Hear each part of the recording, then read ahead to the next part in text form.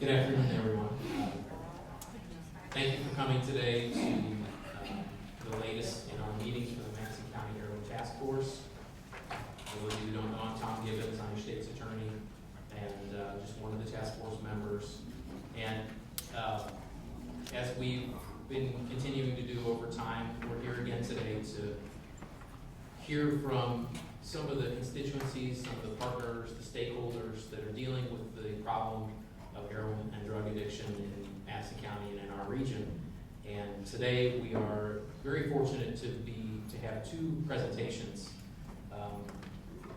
Stephanie Smith from my office, who is one of the coordinators for this and who you get emails from, she kind of put it like this today. I thought it was perfectly said. It was, okay, now you're in the system, now you've been charged, what happens to you next? And today's a discussion about the resources that are available through the court system. We'll be hearing from a panel from our drug court, but also what happens after conviction. And we're going to be hearing today, and our first presenter today will be Warden Jeff Parker from the Southwestern Illinois Correctional Center, and that's a center that deals specifically with substance-affected inmates. And so without further ado, I'll turn it over to Warden Parker.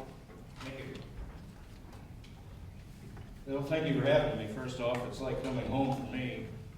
I started with the Grand City Police Department with Mr. Connor and was in the detectives for a long time, so I see a lot of familiar faces here. And as circumstances caused, I ended up with Department of Corrections. Started at Southwestern as an assistant warden, worked my way up to the warden spot, and we've been in existence for almost 20 years now. It's a all-male substance abuse program. We have 720 inmates. That's the average number. We can go up to 735. They have to have a sentence where they are no longer than 3 years on their sentence to get out, and then they can come to our facility. When they do that, then they can, if depending on their sentence and their crimes, they can earn good time for the programs that they go through, 90-day contracts. The state has also started a program, supplemental sentence credits, where they can get up to 180 days if they meet the criteria, which is then sent down to me with names. I go and review after my clinical staff reviews, send up my recommendations, then the chief of staff goes over it, and they can earn additional good time, but they can also have that taken away with the bad behavior, which I've started doing of late, because I figure if they're getting a gift, they can have the gift taken away.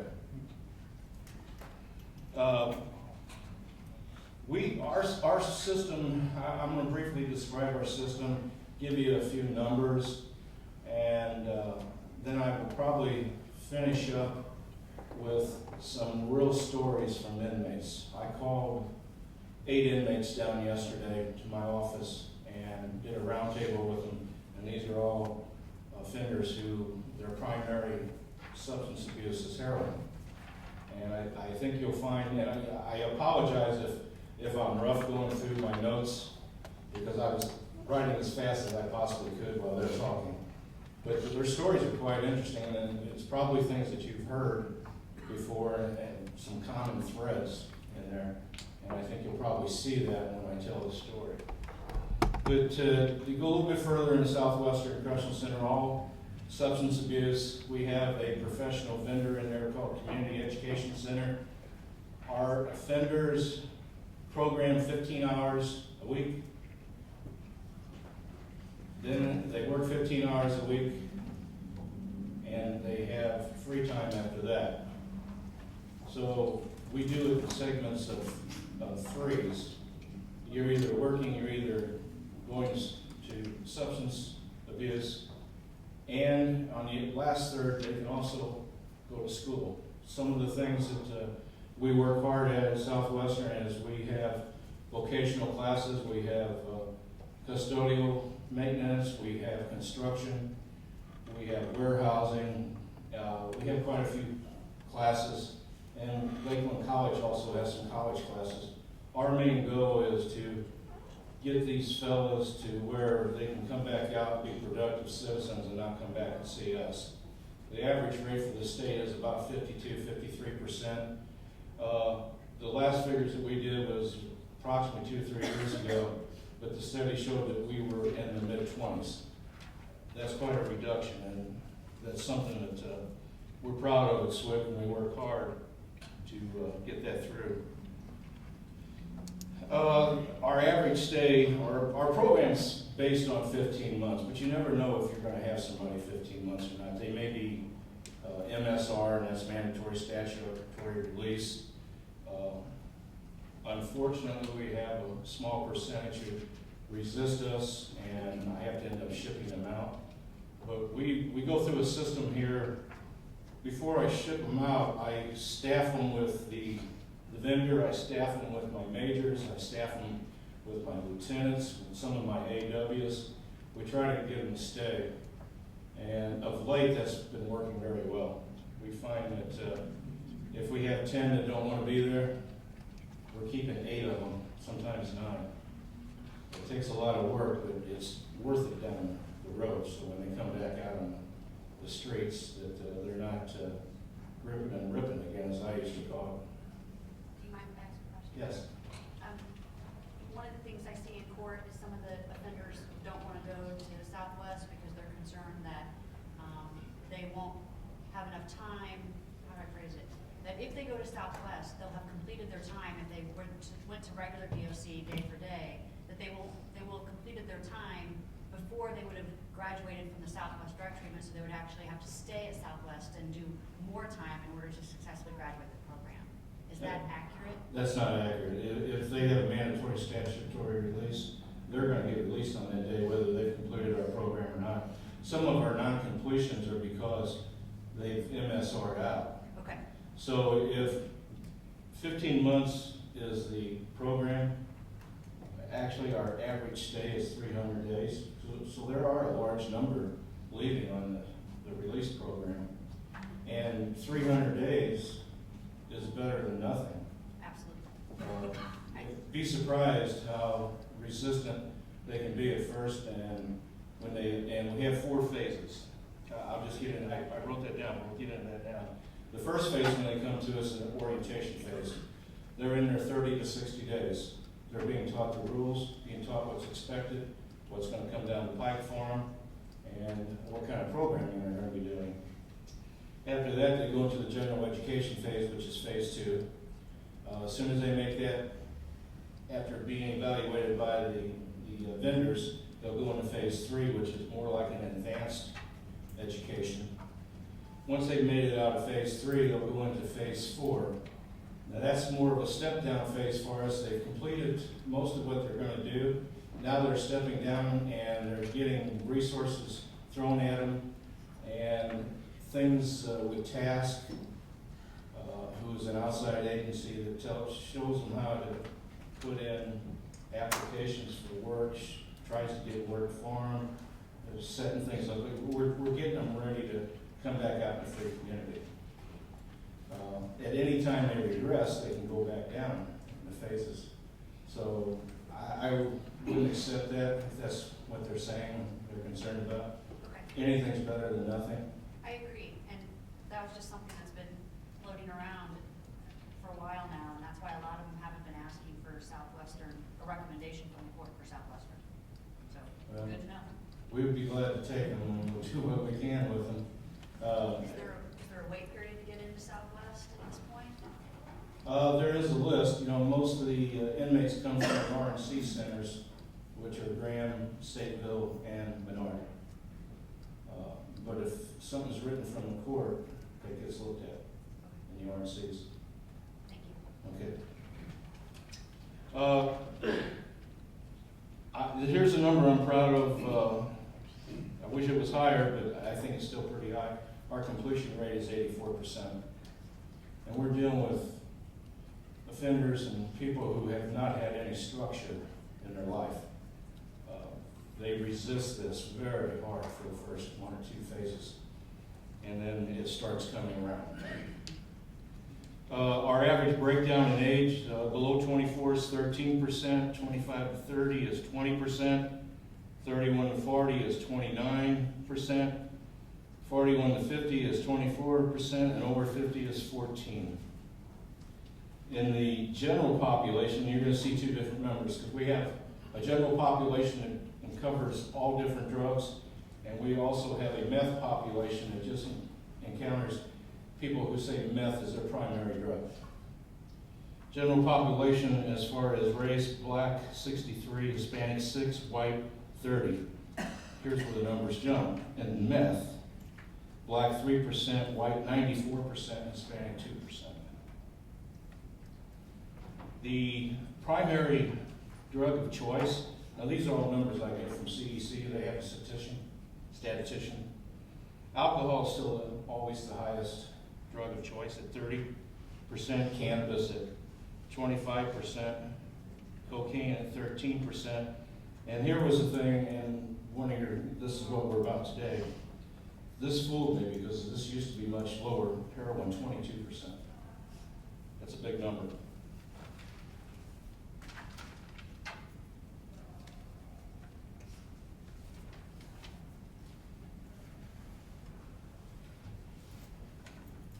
Go over a couple things here. I just gave those numbers.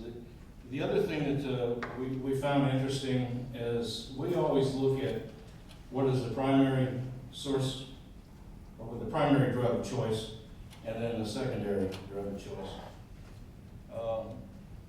The primary drug of choice for in heroin was 21 or 23%, but as a secondary drug of choice, heroin was only 2%. And I asked that question of some of those inmates that I talked to the other day, and what they told me was, when you're on heroin, you don't care. That's the only thing you're about. I wake up in the morning and I think about, how am I going to get my next hit? What am I going to go rob? What am I going to burglarize? And that's exactly what they told me, which really didn't surprise me. But when it comes to them, you know that it's coming from the source, and it's very true. The other thing I noticed was, as far as the convicted crime rate, at least in our facility, drug offenses were number one at 39%. And this coincides with what the heroin users that I talked to yesterday told me. Property, at least at our facility, it was the next highest at 30%. So they are going out and burglarizing. Of the 8 I talked to, 6 were admitted that was their main crime, the burglary. In mid-2009, as far as the primary impact drug, that was 14%. In 2010, it was 16%, and this year it's jumped up to 24%. It just keeps rising. One thing that I was told by some of the inmates, and you'll hear it in the story, that they once they hit the heroin, it was hard to get away from them. They felt like they were truly addicted within days or a week. And then the second thing that I noticed that they said was, it's like a one hit of heroin, especially if they're mainlining, is like taking 10 Oxycontin at the same time. I can't relate to that, but they said that the high from it is so hard and so fast, and that's why it's so addictive. And then the second thing that I noticed in talking to them is, after they get hung up on this, one of the hardest things is, besides the withdrawal and wanting to get away from it, because they truly did, is the physical clamp it has on you. They said they woke up sick, and that's why they had to go get their next hit. Thus, they start their wave of crime. One thing that I did notice in our primaries, last year we had 264 active and that meant that they came in the year before or the current year. As far as race and average age, I found this interesting. The 54% black who admitted, their average age was 45. Of the 105, or 40% of white who admitted, their average age was 31. That's a pretty big difference. I don't really know why that is, but it's something that stood out to me. And we have noticed more and more white offenders coming in with the admission of heroin. So at this time, I'm going to, and I apologize if I'm hit and miss on this because these are the notes from the offenders, and I really was writing fast trying to keep up with them. Reminded me of my detective days. This is a male black offender, 51 years old, from West Chicago. If you know about Chicago, West Chicago is pretty rough. He was an ex-military for many years. He started using drugs at 9, hit heroin at the age of 11, and he started smoking heroin. I asked, well, how did you start on that? And he said his family was into it. His family would smear heroin on the cigarette papers that they wrote, and he got hooked on smoking and on the heroin that was rolled on the cigarettes. Started shooting pool for money, and he said he started using the heroin to stay calm. He tried treatment in Chicago a couple times in Cook County, but got back on the street. He tried to get out of the program again, but one of the counselors talked him into one more time trying it, but that didn't work. He told me he came to SWIC to fix what was wrong with him. He said he needed to find out what was wrong with him, and through our program has learned some of his ins and outs in life. One thing that our program does, the drug education teaches about drug education, but the program also talks about right living, and we stress right living. We make them encounter themselves on what their behavior was that got them there. Some of those sessions get pretty intense. I drop by quite often to just drop in and listen. The other thing that they do is when things go wrong and they may get a ticket in there and lose their privileges, the first thing that we try to do at our prison, because we are programmed in substance abuse prison, is we try to use the therapeutic community to address their issues. And one way we do that is with encounter groups.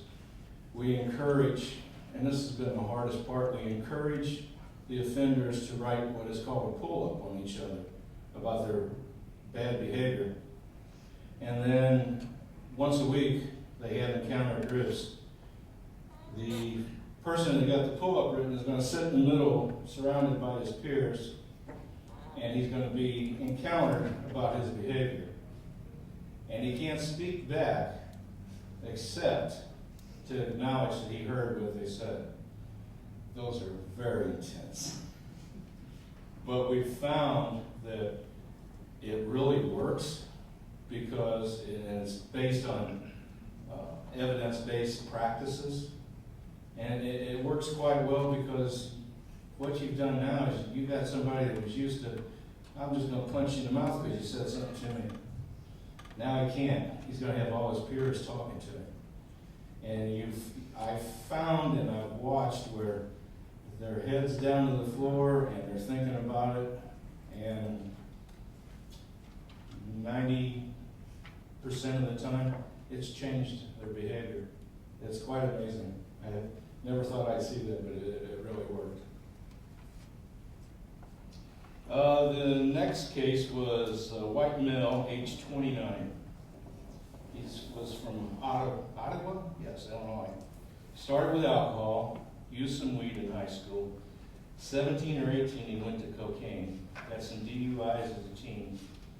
At 21, he got introduced to Oxycontin by some friends. Then he got introduced to heroin. He was one of the fellows that told me that the heroin's 10 times the shot of the Oxycontin, and like, you're hooked. In fact, he said that at his high school up there, it was known as Heroin High. And I didn't verify any of this, but he said over his 4 years, there was like 13 or 14 deaths there. I don't know if that's true, that's coming from an offender, but I found that very interesting.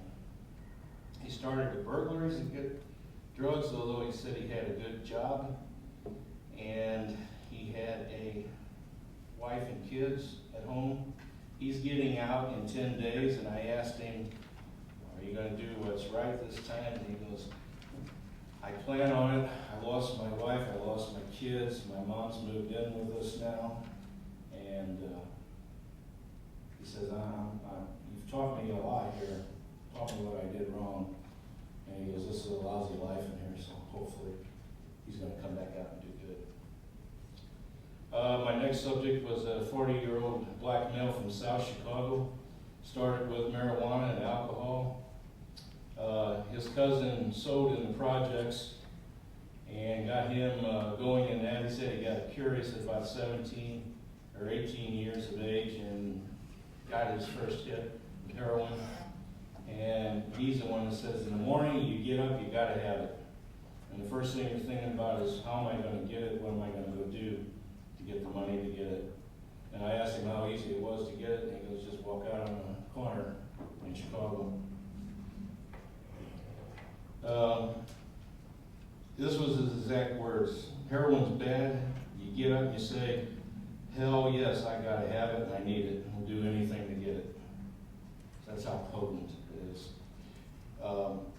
He swears that he's going to get out and do well. He says he's got 2 sons that are doing very good, and he's got 2 others that have followed his path. And I actually saw the man start crying. So I hope that worked for him, and he will get out and do what's right.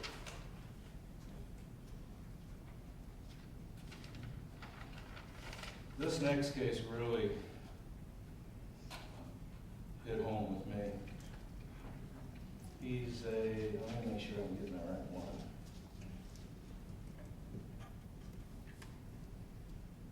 Well, there's 2 of them. This one hit home too. White male, age 40, from Decatur. Raised in the upper class. His mom was a CEO at a large company up in Decatur. And his father was a former sheriff up in Decatur. Said his father's now deceased. He said he was in the military for 9 years, played some college ball, injured his back. They gave him medication, Oxycontin. They cut him off when finally reached the point when he shouldn't be having it anymore. He said he found a supplier of pain meds. From the pain meds, somebody said, well, you should try the heroin. And he did. And he said it took him 4 times going into treatment, and he never made it. Finally, this last time he got caught in a burglary, came to our place, and I asked him, what is going to be the turnaround for you at our place? And he goes, you bring structure to us, and I'm not used to structure. I was used to structure, and then I got into another life. So I'm hoping that the structure that we give these guys, by the strictness that we do at our facility, will help many of them. Because they get up at 7 o'clock, they have to do a morning meeting. They go to their first assignment, or their first class, or their first drug treatment. Lunch comes, they go back, do a afternoon quick group, go to whatever the next thing is, come back, have dinner at 4 o'clock, have the PMD meeting, which is a meeting that they talk about how the day was and what problems they had, and they go back, they do their thirds. That finishes up at 8 o'clock, and lights are out at 9:30, so these guys have little time to do anything out of the ordinary except for finally get some structure. That pretty much summarizes our program at SWIC and the talk with the inmates. I just found I talk to the inmates all the time, but yesterday I sat down and talked with them for a long time, a couple hours, and I got all these stories. Some of the common threads I saw was prescription drugs and abuse of it, and then moving on, the thrill and the curiosity and the excitement and getting into it that way. The one fellow told me, I can't go back to Chicago, I'm going down to Marion, Illinois. He goes, because I'm addicted to neon lights and the music and the sounds. And I go right back to it, I know I will. But the sad ones are the offenders who have families. And we work on that aspect at Southwestern too. We have an Inside Out Dad program where we teach how it is to be a dad and the right things to do as a dad. We have a reading program where some of the social services come in and dads read books over a tape machine. They send that out, and the final message from dad about, to some kind of message to their kid. We have a family reunification program on Friday evenings, and we're up to about 15 families right now, where families come in and it's a visit, but it's also a program we do where our counselors go in and talk to them about bringing their family lives back together, because the main thing that I've always told offenders when I go speak to them in groups and that is, you're going to go home, you're going to go back with your family, good for you, but don't expect them to trust you for a while, because they think they're going to go home and be trusted right away. And I said, you're going to have to earn that trust. You hurt a lot of people on your way into our prison. So work hard at that to earn that trust. Get back out there and be productive citizens. And that's what we try to do at Southwestern. Hey, Jeff. Jeff, it sounds like you guys do a lot of great work. And I warned you I was going to ask you this question. If you had an ideal world and there were additional resources or programs or something that you could have available to you that you think that would add to the success that you're having, what might some of those things be?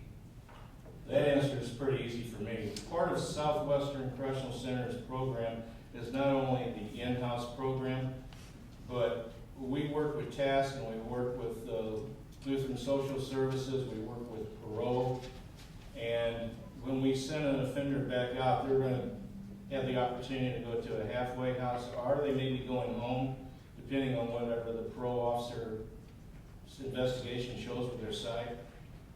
But we also have follow-ups through like the CSACs, and that's a religious-based group, where they help them get a driver's license, they get their social security card, they may help them with clothing, they may give them temporary housing until their time runs up.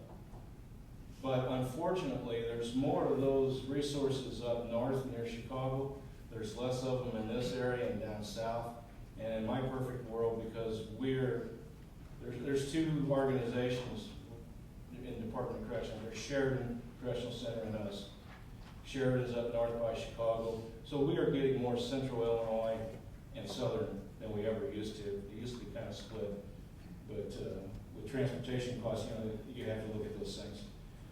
So my perfect world would have more resources to, and more groups that would get involved with aftercare, because that's what keeps the offenders out.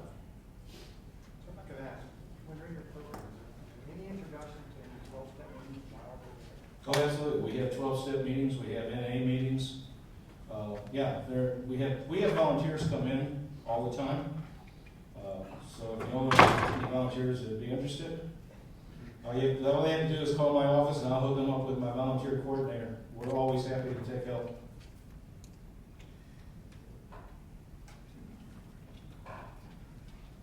Anybody else have any questions for Jeff? Okay, great. All right, thank you very much.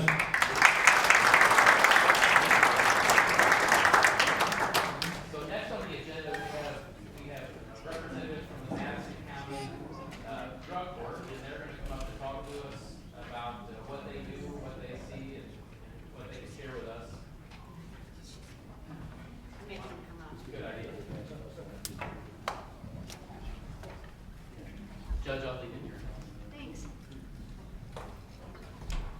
Judge Kyle Knapp.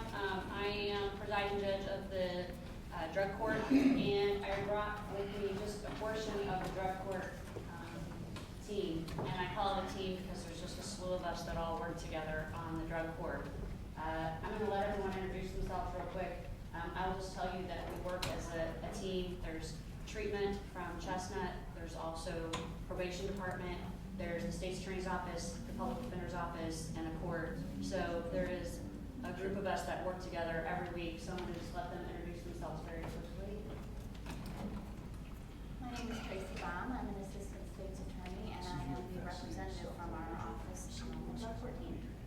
I'm Nancy Cooper with the probation officer with the special courts. I'm Allison Hernandez. I'm the client advocate for the Madison County Public Defender's Office. I am Todd Hansel. I am my probation officer. Very nice.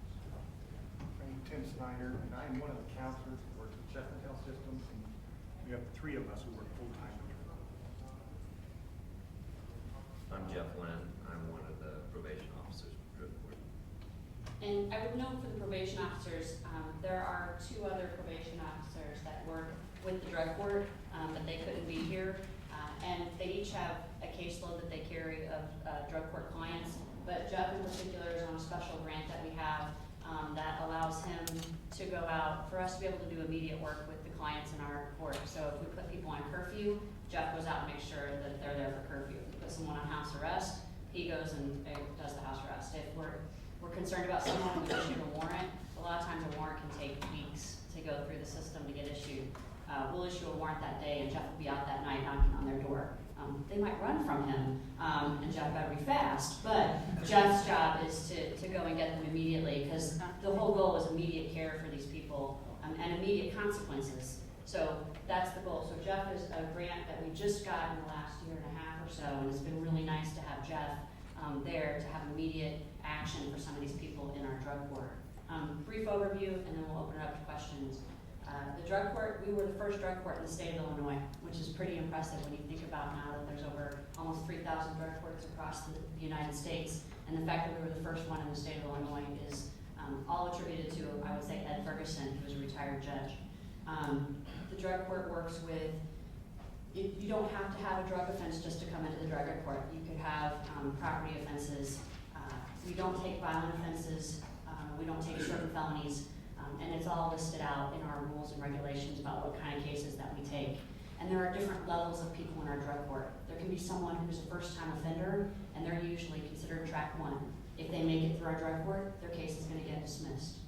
Then there's track 2. Those people have probably been on probation before. They've probably been convicted of another offense, a felony before, and they're coming into our drug court under a track 2 scenario. And then there's what's now a grant that we have called Redeploy. And those are people who may have been to prison before, and they were most likely going to be going to prison again, but for them being willing to take Redeploy. And so it's a special grant. We have a special probation officer who just handles the Redeploy clients, and they work with them. We are very similar in respect to Southwest in that we have phases. Once you get into our drug court, you phase 1, phase 2, phase 3. You phase up as you're doing well. The participants in the drug court, they come to court. In the beginning, it's a lot more often. We have people coming every week to court. We meet on Tuesdays and Thursdays. The whole team is there. Treatment is there. And it's really hard to get through our drug court program. Some people can't make it or they quit. Our drug court program requires them to go to treatment in the beginning. They're going to treatment 4 days a week, 3 hours a day, and that's just group. That doesn't include if they're going to individual treatment. They are drug tested at treatment. They are drug tested at the probation department. They have colors. They get color dropped every week, so they have to call in. If they don't give their drop, they miss it. They have an immediate consequence of a weekend in jail. They come to court every week. They have a probation officer that calls them weekly, sometimes every day. They have to go to AA or NA at a minimum 2 times a week. Many of them are going every day a week and sometimes twice on the weekends lately. So that's 9 times a week that they're going to AA or NA. They can be placed on house arrest. They can be placed on curfew, which we have a number of them doing that. But one of the things that our court offers is the ability for these people to go to treatment. We have a treatment facility in Bloomington that we use often. And they can go to treatment. It's a 28-day treatment facility that we send them to.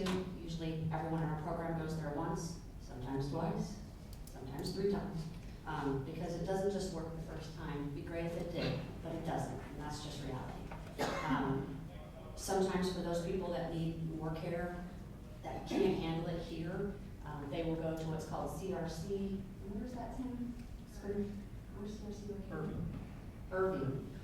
There's other long-term treatment facilities besides CRC, but we've had the best luck with CRC.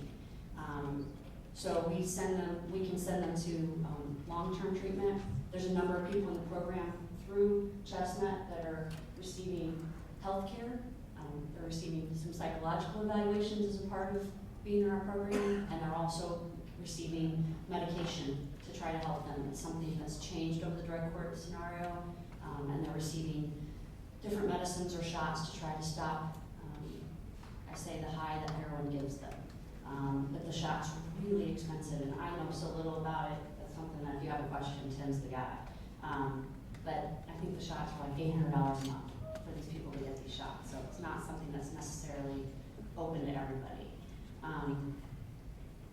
So it's an intensive program, and people can be sanctioned for testing dirty, for not showing up in court, for missing.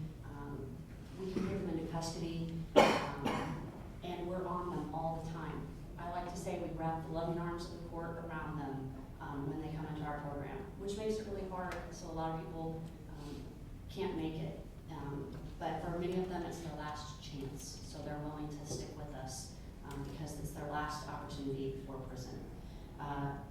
So with that, if you have questions, I don't know, did I not cover something, Nancy, or anything? I was just going to mention that you and I talked about that in December we had two clean mothers give birth to 2 clean babies. That was really exciting for us because they hadn't been in a program. We know that they would have been either stillborn or heroin addicts. And in the drug courts around the country, they've been in existence for 25 years now, and there's been 1.3 million lives touched by a drug court somewhere in the country, which is, I think is, phenomenal. Yeah. I don't use statistics a lot, and I say that although I was a finance major in college, I think numbers can be fudged. And it'd be great to say, we have a 99% success rate in drug court. Well, that means we could graduate everybody, but that doesn't mean that they've really won, that they've graduated and that they're not users anymore. So it's hard to get through our program, and the numbers aren't going to show, oh, we've got this 99% graduation rate, but that's because it's a real program. It's a real program that people have to fight to get through, and sometimes they fail. And I'm not willing to let someone graduate from the program who isn't going to be a success, because then what are we really doing? So that's just one of the things. So I don't give a lot of statistics, although I'm sure people love that. So anything else? Do you mind if I add just one thing to that? We had an evaluation done by Dr. Jeremy Jewell last year on a drug court, and throughout over the last 15 years, that our drug court graduates were 3/4 times more likely, 75% less likely to reoffend than those that opted out or just withdrew from our program. So the recidivism rate, is much better. And what I see in our drug court program, if we go talk to high schools or junior highs, one thing I tell all the kids that I see is the people I see in our program, because heroin is it's a nightmare for us in drug court. We give us the good old days of meth, we'll take that over heroin. But one of the things I tell all the kids is that the heroin users look just like you. They're not the creepy guy in the alley shooting up anymore. They're 16 and 17 and 18-year-old kids who started out using their parents' prescription and they've graduated to heroin. And these are the kids that are standing in front of me, and I tell them, you could be my son. And I would hope somebody's fighting for me. If my son ever ended up in this place, I would hope there was someone who would fight for him and care for him. That's what I want in our drug court. But it's hard because as they stand before you, they're heroin addicts who most likely will die. We've had deaths. Yes, ma'am. Hi, my name's Don, I'm with Chestnut Health Systems on the prevention side, stuff, to same agency, a little bit different work. But, my question for you is how many people are currently in the drug court program? And then how difficult is it to get drug court? I mean, is there like, you can only handle X number of people at a time because of funding, and then what are some of those issues that prevent that from you from being able to accept even more? Well, I'm gonna answer the second part first. I don't think we've ever reached max capacity in our drug court, at least since I've been there for the last 3 or so years. The funding has increased for us, so we would always be willing to take people. But the thing is, there's a lot of people, and I think Alice would maybe talk about it from a public defender's perspective, a lot of the people don't want the drug court. They don't want to get clean yet. They don't want to go to jail, but they don't want to get clean. And they certainly don't want to be drug tested 2 or 3 times a week. And they don't want to be going to A or NA, and they don't want to be placed on house arrest, and they don't want to be dried out in the jail, which is half the time where we end up sending people to be able to get, can't send them to Bloomington to get them clean until they're clean, which I think is ironic. So what do we do with them? We house them in the jail, which isn't the best place for them. You know, we're housing them in the jail so that they're clean enough so we can send them to Bloomington. But, so we've never been full as far as I've been there. We've always been willing to accept them, but their willingness to come to the program is that. As far as the numbers that we currently have, it kind of fluctuates depending on when we've had a graduation and who's there. But last time I checked, we were around what? I would say 70, 75. I was going to say 75. And that number goes up and down. We did a graduation, you know, we graduated 15 people. And so the number goes down after that and we pick it back up. So that's the answer to that question. Any other questions? Yes, ma'am. I just want to speak to something you just said about drawing people out in jail. I know I'm with New Vision, which is medical stabilization. We get people through withdrawal in the hospital. I know Todd has sent us several people over at our Greenville site. And we're, you know, definitely always there to help with that. You know, we take public aid. The only catch is people have to have some kind of funding to come to us and they have to be voluntary. But if someone's willing to do drug court, they're voluntary, so it's just the funding source. Right. And I will say, one of the grants we have to redeploy gives us a woman by the name of Marquita, who's great. And she's kind of I call it a life coach in the sense that she helps these people go get Medicaid and she gets them signed up for healthcare, and she helps them get their signed up to take GED classes, and she helps them find housing. And now we have another person in Guy who's working through Chestnut doing the same thing for the non-redeployed clients. So we have people trying to work with them to get them on Medicaid, to get them healthcare, to get them where they need to be. The problem is some of the people that we see, I say this, are the really, really sick ones who I'm afraid if I let them walk out the door, they're gonna die. And so if I let them walk out the door, I'm afraid they're gonna overdose, so I won't let them walk out the door. Instead, I put them in the Madison County Jail where their, you know, medical staff is trying to deal with this person who's going through withdrawals, which Mr. Parker touched on, which are horrific. The heroin users, the withdrawal from that is, I can't do justice how terrible it is. So that's part of the problem. But I'm glad that you're there, because I think that's what we need. We need more places for these people to go, and I say dry out, for lack of a better word, for that. Yes, ma'am. And she's got one too. I have one also. We just opened up a Christian hospital Northeast. Yes. Right over the border there, and we do the exact same thing. And we see the majority of our people who are going through are heroin. Yeah. I mean, it's just crazy what's going through. Are you doing medical detox? Is that what Yes, you're saying? that's all we do is medical stabilization, and it's mostly heroin is what we see all of our. I would say a lot of our clients, they like to go across the river to get medical treatment because it's a lot harder for us to get their medical records when they've traveled across the river, we found out. So they like to go, and your hospital seems to be one that they like to go to, maybe it's right across the river. So, how we deal with that is they sign a release of information for you and they sign one for us, so if they don't stick around, we can let you know. right. So, but it's good to know that you're there, and maybe afterwards we can talk to you so we can get your information. Any other questions for the drug court? What we do, we see, anything? Okay. I have a question. I'm gonna ask the same question that I asked Jeff Parker. In the perfect world,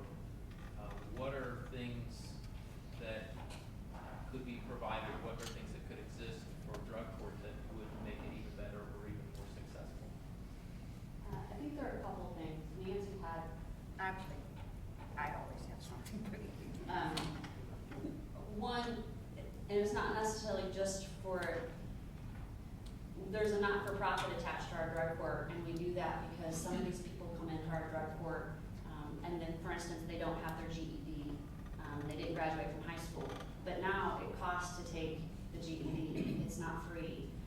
So a lot of them, they don't have money to take the GED, so we're actually writing checks out of our own pockets for them to be able to go take the GED, 'cause it seems like that's something that's really important, you know, for them to be able to get their education, to have a sense of accomplishment.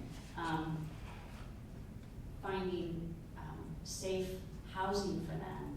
Right now, we use Oxford House a lot, is one of our big, there's also Arch House that we use as well. But one of the two, and I'm gonna say it's Oxford House, is it Arch or Arch House, costs to go there. So there's a waiting list to get into Oxford House because it's free, but Arch House, it costs. And of course, these people don't have any money, most of them don't. So being able for us to be able to put them into Arch House or sign them up to get their GED test, that's something financially that is just hard for us, and we would like to be able to do more for our clients. One of the things that Nancy and I talked about yesterday that we would love to see, again, it kind of goes along the same lines, I think, as what Jeff Parker was saying, which is when they get out of Bloomington, or when they finish with our program, some type of place for them to go. I say, you know, not necessarily treatment because they've graduated from our program, but a lot of people, they don't have any place to go. They have no family that's willing to let them move back in, and are not letting the family in the slightest, because I don't know that I would either, you know, after what they've gone through, the suffering with them. But they have no place to go. It's hard to find a job. You know, creating a way for these people to get jobs, you know, kind of like we do for the vets, and of course it's great for the vets. They deserve that. They deserve to have jobs, you know. It'd be great if we could find jobs for these people coming out of drug court or graduating from our drug court successfully, and now we need to get them employed so that they have some place to go and be proud of. That for me would be something great. Anything else? Any other wishes? Dreams, callers? I'd like to have an alumni group that I think could, the graduates that, you know, meets regularly, and maybe the ones that when they originally graduate, they immediately get hooked up with alumni group too. Yeah. I mean, we really push AA and NA because it's something that when they graduate from us, they can continue to go to it. They can continue to be a part of something for sobriety and have a group of people all focused on that same goal. And I think that's what this alumni group would try to do, is be a part of that for these people graduating from our program. Do you try to get the family involved? I know, I work at Chestnut also, and one of the things we do is family therapy. Do you try to get them all involved also with the recovery?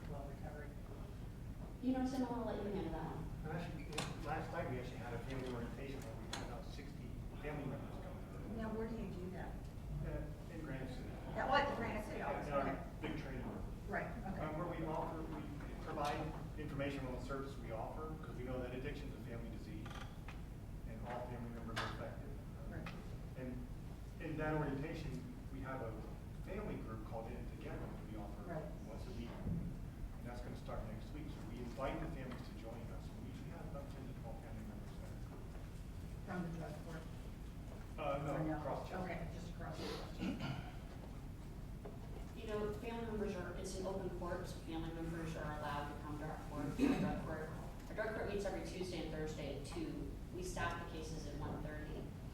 And so family members can come with their participant. But we talk pretty openly in drug court, and we call them out for their use, and we call them out if they lie. And so I don't know that they always want their family members there, because they're having to get a big dose of nat reality, is what we like to call it. And so when they get hit with that up front, they don't necessarily always want their families. And a lot of times, by the time they come to us, their families are exhausted. They've stepped out. Do you handle youth also? I mean, what's the youngest you handle? You strictly adults 18 and over? We are adults.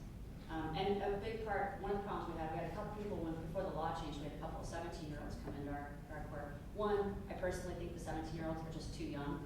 They haven't accepted that they want sobriety on any level. And the problem is, if you come into our drug court, by statute, and maybe this is something the legislature needs to change, but by statute, you can only be in a drug court one time. once. So if you fail our drug court, you're kicked out, and 10 years later you come back. And Allison and I are always having this discussion about someone, 10 years ago they were in our drug court, they failed, they were 17, well now they're 27, they really need us and they're ready, but they can't because the statute only allows them to come into drug court one time. So, but we've had a couple 17-year-olds and they can't go to treatment because treatment won't take, what's the age for? For adults, 18. So yeah, so they won't take the 17-year-olds, we couldn't send them to treatment, we didn't have a place to send them, and they're just really young to be going to these groups and to be dealing with, it really is, and we don't have the capability to separate out based on age, and we don't have enough counselors and enough to be able to separate all these people out based on their drug of choice or based on, we have rules, we don't let drug court clients associate with each other outside of drug court, ever. It's an immediate sanction if you're caught socializing outside of court or group, because we don't want them all using together. What's the timeline? How long is the typical time between when a person is sentenced to or assigned to drug court and graduation? Is it atypical? I mean, is it? I don't think there is a time. We had someone the other day who's been with us 2 years, and they were graduating. We've had people who've been with us 2 years and are still phase 1. At some point, and other judges are different, so I would say it depends on the judge. At some point, I draw the line. There are other judges who say no. We'll let them stay with us as long as they're, at some point I say, we're using our resources on someone who's not really wanting to get through the program, and I draw the line and say, after a certain time, they've got to go. But every judge is different. You would hear a different judge at conferences say they would never terminate someone from a drug court. They would let them stay in as long as they wanted. It's just a different philosophy. How do they move to the next phase? I know you mentioned phase 1, 2, and 3. How do they move to the next phase? You have to have different levels, but to be able to move from phase to phase, at a minimum, you have to have 90 days clean. So if you have a bad drop, a dirty drop, I call it, which I know I'm not supposed to, but I call it a dirty drop. If you have a dirty drop, then you start all over. You start at day 1. So you have to have 90 days clean. You have to have completed treatment for that phase, which it phases, it's 4 days a week. And then as you are doing better and completing everything, then it drops down to 3 or 2 days a week. You have to have made it through all of your color drops. You had to have been in court every time you're supposed to be there. And it's really just an assessment. Are you ready to phase up? After 90 days, doesn't guarantee that you're phasing up because it's really an assessment by the team. Are they ready for phase 2? Because in phase 1, you're coming to court as often as we say, which could be every week or every 2 weeks, at a minimum every 2 weeks. Phase 2, it's every 4 weeks you're coming to court. Phase 3, it's every 6 weeks that you're coming to court. So we're phasing you out of our program because we're hoping that you're on your road to sobriety and don't need us as much. But there's just different, at a minimum it's the 90 days of sobriety, and then it's also compliance with all the other rules of drug court. Okay. Thank you. I lied. Hello. I just have a question. I just want to thank you guys for what you do. I know quite a few young adults in this particular program. They're still alive today because of you guys. I remember your son. So, okay. Still alive. I'm glad. He was one of my young ones in drug court. I'm not going to say his name because that's not appropriate, but he was one of my faves. He knew that because he could have been my son, and I told him that. And good heart, lovely boy, went to a good school, great family, and he was in the wrong place at the wrong time. And he came to our drug court, and while his parents desperately wanted his sobriety and were there for him as much as they could be, he was not ready for sobriety. And he was one of the ones who almost died a couple times in our drug court. I mean, in the hospital, overdosed, and just a kid that he literally could be any one of our children. And that's the person that you see, and you're like, what can I do? And I saw your helplessness, and I felt helpless at times sitting there with you. I just, but I'm glad that you're here today. I think I was in your drug court when he was. I think you were too. I seem to recall you being there when he was not. So, but nice to see you. Yeah, I just want to thank you guys for what you do. You do good work. Thank you. I want to thank you guys too because I'm coming up on 3 years off of heroin.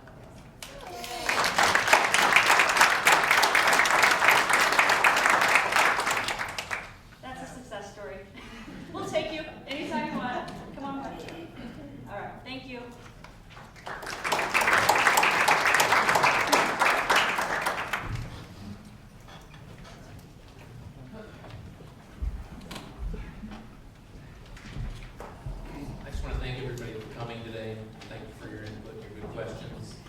Thanks to our two presenters, our two presentations to the First Court and to Jeff Parker.